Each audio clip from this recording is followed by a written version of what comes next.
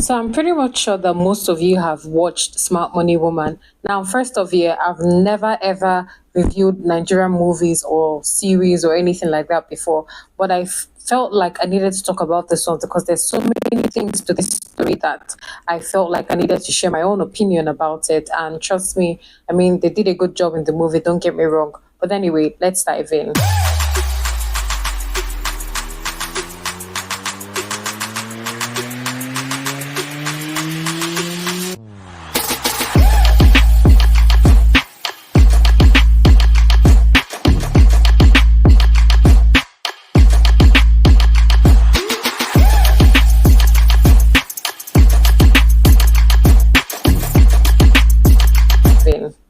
Hi everyone, welcome back to my channel. I am the media playboy girl with the media vibes. So today I'm going to be reviewing the season 2 of the Smart Money Woman.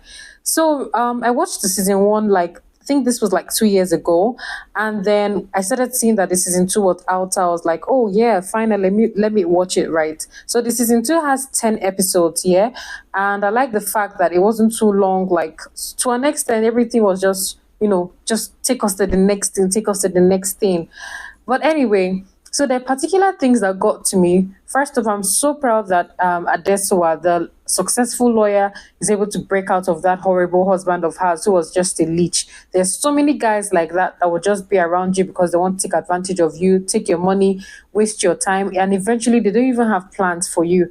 And the ladies that they may be cheating on you with might not even be better or may assume that the guy is the one doing everything, but they now realize that this guy is broke. He doesn't have anything. Imagine as a man, you're moving into a lady's house. Like, are you not embarrassed? Anyway, so this season 2, yeah, I love the fact that first off, okay, 5 friends. One of them, I think, is Ladun that had to relocate abroad, but they are now 4: Zuri, Tami, Lara, and Adesuwa, right? Adesuwa is the banker. Lara used to work. She's just a business development person. Then Zuri works in real estate, and Tami has her own fashion collection. I love the fact that these are 4 friends that stand in for each other. They're there for each other financially, in every area, supportive with whatever it is that each of them are doing. And number one, that's one thing that anybody would want in life, having friends that trust you, want your growth, that are supportive, that are there for you in everything. So yeah, that's number one. Number two is the fact that they're women, and like you can see how women can actually bond without having hate or competition amongst each other. That's another thing that is hard to see in the world out there. The next thing is the fact that all of them are doing something for themselves. So nobody is lazy and everybody tries to support each other's own business. Yeah. So Tammy now, who has been the fashion designer, her dad has been supporting her lately with money and all that. And then she wants more money. But there's a point you get to that your parents get tired of giving you money and they feel you need to do better, especially if they're not the support of the kind of business that you're into. So you have to now do a lot to prove to them that this is what I want, this is my passion, this is paying me. And eventually they just become proud of you. That's what happens in Tammy's case.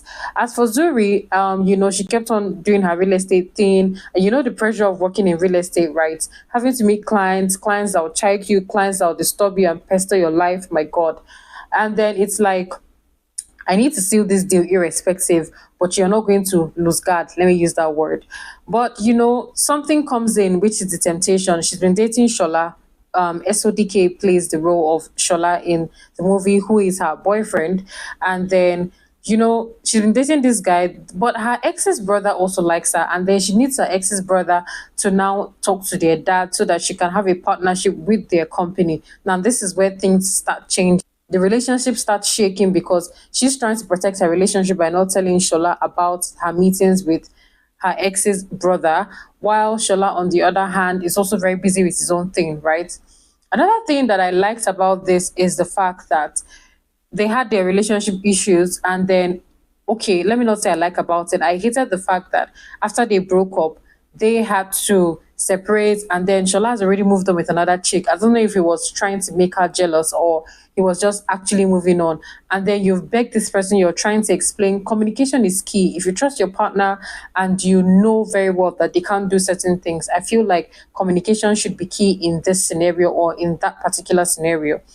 Another thing is that Now, Lara loses her mom in this particular season, and the worst part is when you have family members that were not even there for you, all of a sudden gathering and then giving you a list of things. It's like your wedding day when they give you bride price, and you're wondering who is this person, who is this person on the list. Like, I don't know you, where did you come from? So most of the time, people find themselves in that situation. Don't let any family member drag you down or pull your funds, because it's going to eventually affect you. And at a point, she loses her job because the company is not doing well. But later, when she gets a better paying job, so she's back into the career woman business. Tami launches a new collection, and then she's still having that her shaky relationship with Bobby. I don't understand what both of them are doing. I feel like they could have decided what they wanted. I think eventually she liked him and he was pulling her close, but I feel it's this thing where you can never just really stick to one girl. Some guys are just like that.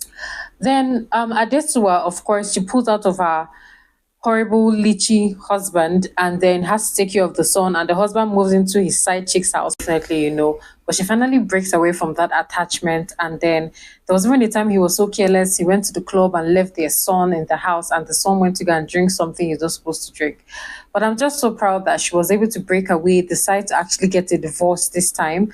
And, she's now open to dating other people and meeting other people. She doesn't feel like the world has ended. So that's one of the things I like this particular series about. Because it just shows you that your life doesn't end with anybody or anything. You continue, you keep on trying, you will fail, you pick yourself up. But the amazing thing is having support, supportive friends, supportive family members, supportive relationships. One of the things I liked about Shola and Zuri's relationship was the fact that her man was also supportive to what she was doing. He wanted her growth, he wanted anything that would help her. He even helped her, like on her birthday, he actually helped her to start an investment with a crypto investment, basically with his own funds. And that's one of the beautiful things about having a supportive man. Tami, he also supported Tami with her new collection, and imagine having that kind of guy who also helps your friends.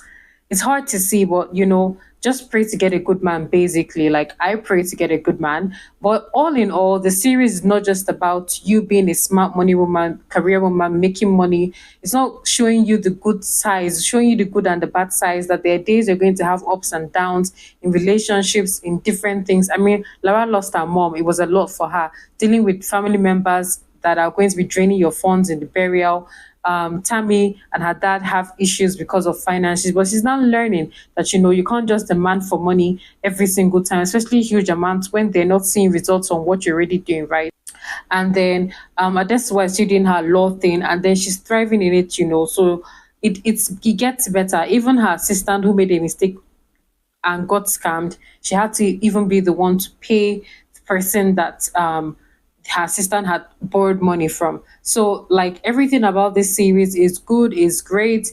I would say maybe they could still tone down on I feel let's so focus so much on the relationship thing so it doesn't turn into the usual Nollywood series, but at least to an extent it was awesome. And then one more thing, Zuri's mom and the whole prophetess and sowing seed, that is a major problem in a lot of places.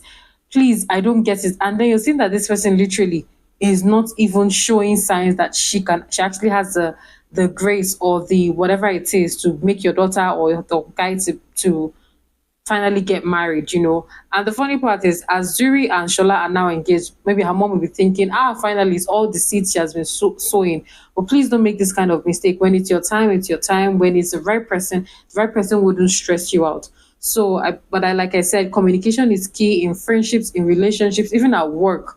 And then always think about how you spread your funds and not do a lot of spending on things that don't matter. Hairs, nails, you're always going to have more of those. You're always going to want more of those. But when you don't put your money into the right places, you'll see that you won't even have savings. You won't be able to have money for when important things eventually come.